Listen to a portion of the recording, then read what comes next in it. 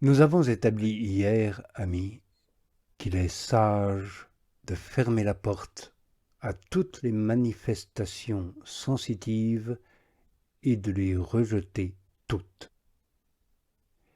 Si elles sont mauvaises, on repousse par le fait même les pièges du démon. Si elles sont bonnes, on écarte les obstacles à la foi.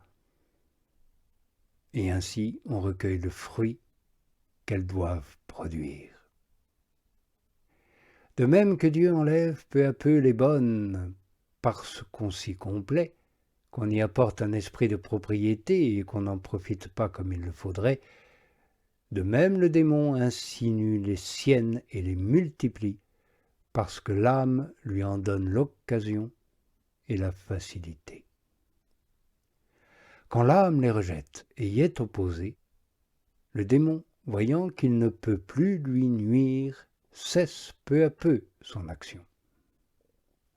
Dieu, au contraire, donne à l'âme humble et détachée de tout des faveurs toujours plus nombreuses et toujours plus élevées. Il la place et établit sur beaucoup de choses comme le serviteur qui a été fidèle en de petites choses. Si l'âme est fidèle et détachée, le Seigneur ne s'arrêtera pas à de pareilles faveurs. Il élèvera l'âme de degré en degré jusqu'à l'union divine, jusqu'à la transformation en lui. Il l'éprouve et l'élève peu à peu. Il lui donne tout d'abord des faveurs très extérieures et d'un ordre infime, sensible et conforme à son peu de perfection. Si elle se conduit comme elle le doit, si elle prend cette première nourriture avec sobriété pour en retirer la force et la substance, il lui offrira un aliment plus abondant et plus exquis. Si elle remporte la victoire sur le démon dans ce premier état, elle passera au second. Si elle remporte encore la victoire dans le second, elle montera au troisième. Et avançant toujours, elle franchira les 7 demeures qui sont les 7 degrés de l'amour jusqu'à ce que l'époux l'introduise dans le cellier où se trouve le vin de la charité parfaite. Heureuse l'âme qui saura combattre cette bête de l'Apocalypse aux 7 têtes qui sont opposées aux 7 degrés de l'amour, en faisant la guerre à chacun d'eux et en luttant contre l'âme dans chacune des 7 demeures où elle s'exerce à acquérir chaque degré d'amour de Dieu. À coup sûr, si elle est fidèle à combattre dans chacun de ces degrés et remporte la victoire, elle pourra passer de degré en degré ou d'une demeure à une autre jusqu'à la dernière, après avoir coupé à la bête les 7 têtes avec lesquelles elle lui livrait les plus furieux combats. Saint Jean dit même qu'il lui a été permis de faire la guerre aux saints et de pouvoir les vaincre dans chacun des 7 degrés d'amour, en y mettant toutes les armes et munitions nécessaires. Il est donc très fâcheux et très pitoyable de voir un grand nombre de personnes qui, après avoir commencé le combat de la vie spirituelle contre la bête, ne sont pas encore capables de lui trancher la première tête par le renoncement à tous les appétits sensuels du monde. Il est très fâcheux encore de constater que quelques-uns, après avoir pratiqué ce renoncement et coupé à la bête la première tête, ne lui coupent pas la seconde en renonçant aux manifestations sensibles dont nous nous occupons actuellement.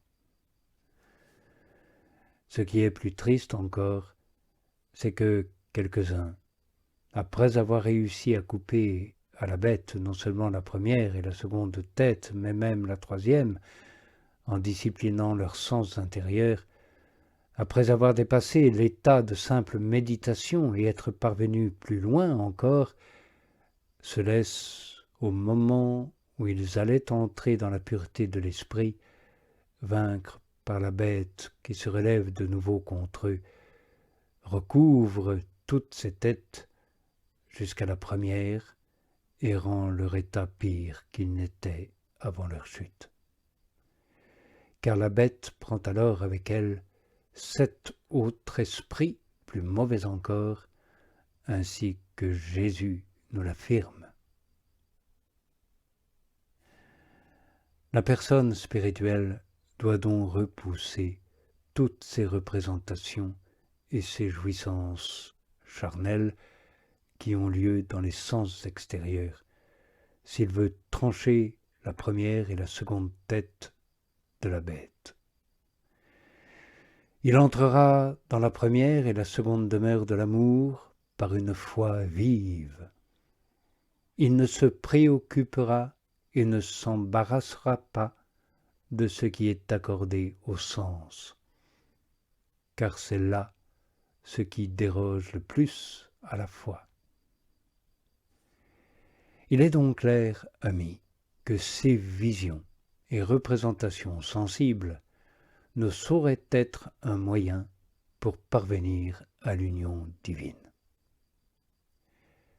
Elles n'ont aucune proportion avec Dieu. Et c'est là une des raisons pour lesquelles Jésus ne voulait pas être touché par Madeleine et reproche à l'apôtre saint Thomas de vouloir voir et toucher pour croire.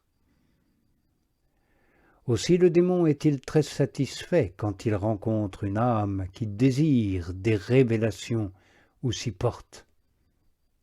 Il a alors une occasion facile de lui suggérer ses erreurs et de la détourner de la foi autant qu'il le pourra.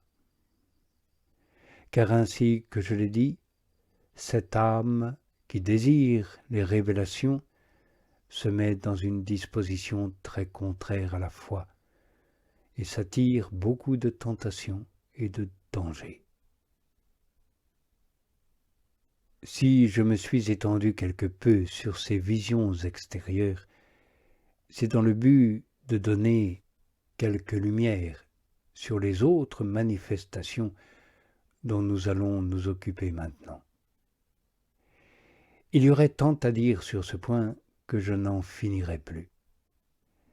Et c'est vraiment en dire trop peu, à mon avis, que de se contenter seulement d'ajouter qu'il faut bien veiller à ne jamais admettre ces communications, si ce n'est dans quelques cas, fort rares d'ailleurs, après les avoir soumises à l'examen d'une personne d'autorité qui se recommande par la doctrine, la piété, l'expérience et, je le redis, l'autorité.